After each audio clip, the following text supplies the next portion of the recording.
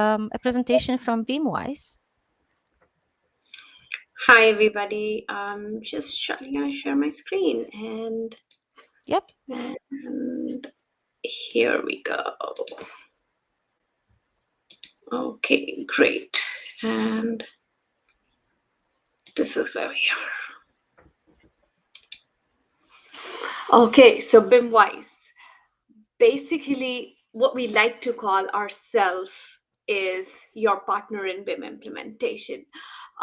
Working as a BIM manager, as a BIM coordinator in various companies, what I realized is that, when there is an in-house BIM team, most companies, by the way, do not have a BIM team. They have a BIM person in an in-house. Yeah.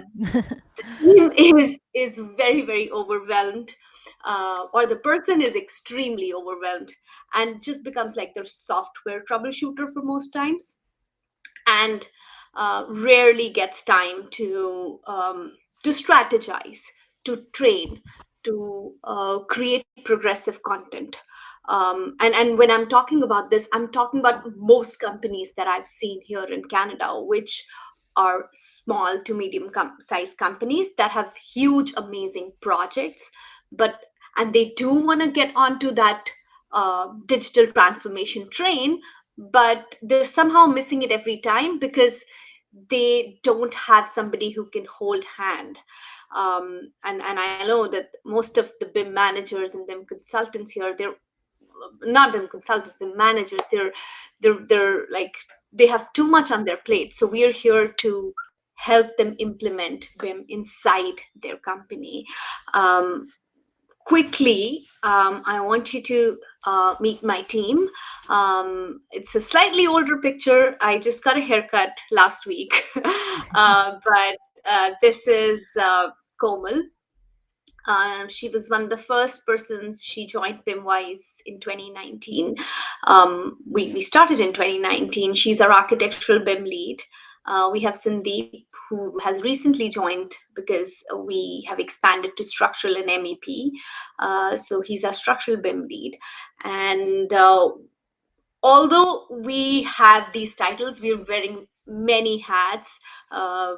Later on, we'll talk about our podcast. So both Komal and Sandeep help create all those beautiful and amazing podcasts. They were also on our podcast sharing their experience as somebody who was new to Canada and, getting their, education experience, getting out, networking. So towards the end of this podcast, I will give you like a snapshot of what our podcast look like. But the mission that we have is that we provide a research-based solution. What we see is that every day, and I've experienced that myself, when um, when you are working on a project as a BIM person, you really don't get a lot of time to research a solution that could be better for the next project. Or sometimes there is really no time to learn lessons from one project and apply it on the other project. So, I mean, out of maybe 10 things that we screw up, maybe one or two things get improved in the next project, and that if we are really, really efficient. So what we are trying to do is, through our partnership, we are trying to research the products, the technology in the market. We work with our clients, we simplify the process, we take the time to look at the projects from the third person perspective and see where things can get better.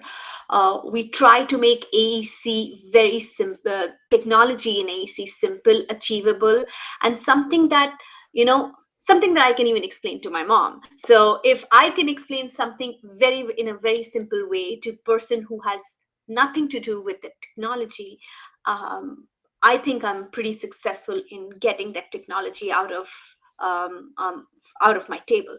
So what we have realized is a general BIM adoption workflow has been hiring an in-house BIM expertise, getting your staff trained, and then implementing on the project. The problems are, uh, there is a limited budget. And this is something that I have heard a lot of times. Yes, BIM managers are highly in demand. If you are a BIM coordinator, you do get um, right remuneration that you deserve, but mostly the most talented people would go to the best and the biggest in the market. So that leaves to our small to medium sized companies with a talent pool that is very, very tight. So this is where we come. We help with that limited budget, and we get we get very, very specialized trainings, trainings that are different for the documentation and drafting staff, training that is different for project managers, training that is very, very very, very person focused. Mostly what happens is when we get a training, normally there is no post training support. When we implement BIM on project, there is a very, very limited project support, because we just try things as we go. We try new software, we try new technology, we try new people as we go. So it's kind of becoming very, very frustrating. And what we have done is uh, we have actually bifurcated our services into 4 different zones. So BIM adoption, training, project support, and visualization.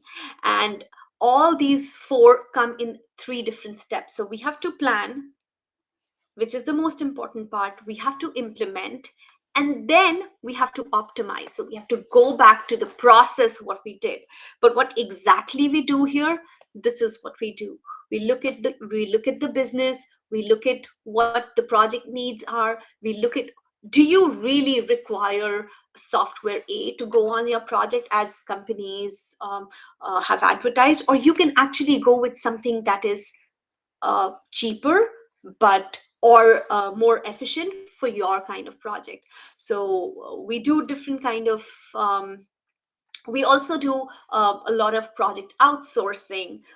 If somebody needs modeling resources, they can hire a resource from us. By the way, we do a lot of trainings, live online trainings we've started doing, and some of our trainees have been placed as contract workers for a lot of these SMEs. So we've been doing this for last 1 year. What COVID did for us was it opened our eyes, so we had to really expand what we do. So we did do BIM consulting for modular construction startups.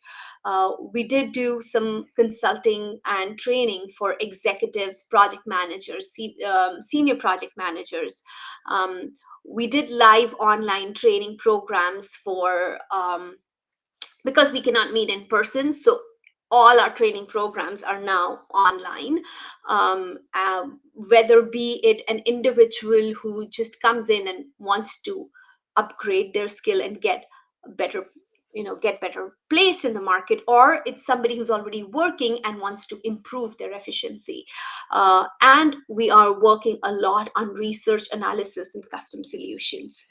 But one of the biggest highlights of 2021 was our podcast. We started in March this year. I'm here to revise and analyze this is our pod. I'm just going to show this little. And what I learned. Can everybody hear the video? I don't think partners or project managers or corporate leaders have to be BIM savvy, right? The main thing is that they're aware.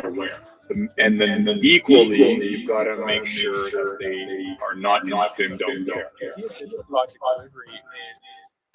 Guys, can you hear the volume? Yes, it's a little bit of echo though. Yes. Is it? Okay. So let's make every single aspect of design, construction, operations, and maintenance digital. So generative design is essentially an option management technique to create the best results. We do want the government to catch up to our private sector in all other jurisdictions internationally. BIM mandates are coming from the top. Canada right now is the only G7 country without a national BIM mandate. Our design is limited to reviewing their drawings. Sometimes there's not enough information, or you're not a designer's worked on it for weeks or months before they get it to us, and we have a short period of time to decide whether it needs code compliance. The whole problem is that we don't talk to each other enough. We don't know what were the other people actually looking for when we gave them our beautiful thing of a job that we thought is perfect. Talking about digital twins, and I'm also bringing onto table the other perspective of BIM, which is non-Autodesk perspective. I am working on a project with Carleton University. So the first part of it, they're calling Imagining Canada's Digital Twin. I guess my question is, do people feel like they have a choice? Did they sense an opportunity to look at something else? And I think people are sort of led to believe that they don't. We model for drawings, then we remodel for shop drawings, and then we remodel for record. That's just the process that we're done. And we're wondering why clients see any value. It's because we're doing it wrong. And that LOD is one of the reasons why we're doing it. We would have a plan to move forward to actually build Canada's digital twin. We would have imagined it. Very ambitious. Very ambitious, yes. Like one of my pet peeves is how, Canadians are always like saying, oh, well, we're behind everybody. We're in technology, we're behind, our industry's behind. And that seems to be the drumbeat that we all kind of like play. I don't agree. I don't agree that we're necessarily behind. And I don't think assuming that we're behind is healthy for our industry. We can obviously see down to 1-inch conduit, but is it necessary and is it required? So that's actually another big part of what we do is we spend a lot of time consulting up front to understand the end use of the model, and specifically for BIM, because you can get caught in an infinite amount of effort to create a very, very detailed model, but if it's not necessary, then the effort is wasted. Yeah, I kind of felt there was something missing here in Vancouver. It was just the space that's open and honest. It's something that's welcoming for everybody to just talk about all things BIM and beyond, and whether they know a little bit about BIM or nothing at all. We just kind of want to raise the awareness and education here and kind of help and support each other.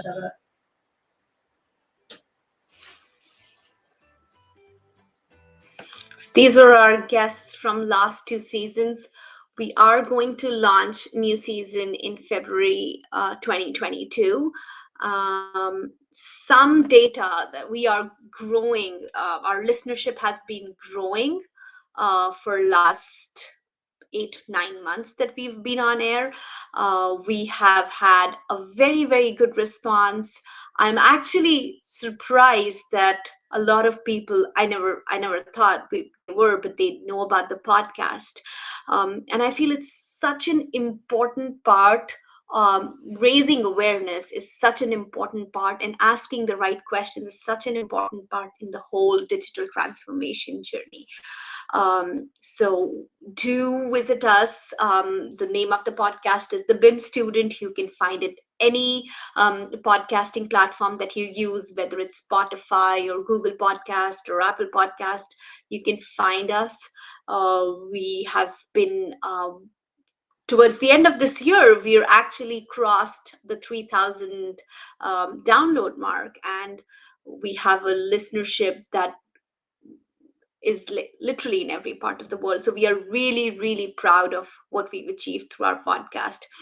And talking about the podcast, one of the persons that you saw on the podcast, Zinnia Gordienko, I just wanted to also encourage her. She has been on our podcast, and she and her partner Annika are starting their own podcast, and I think they will be just giving a small introduction about what they are all about. In the meanwhile, if you want to reach out as LinkedIn, Facebook, Instagram, we're there.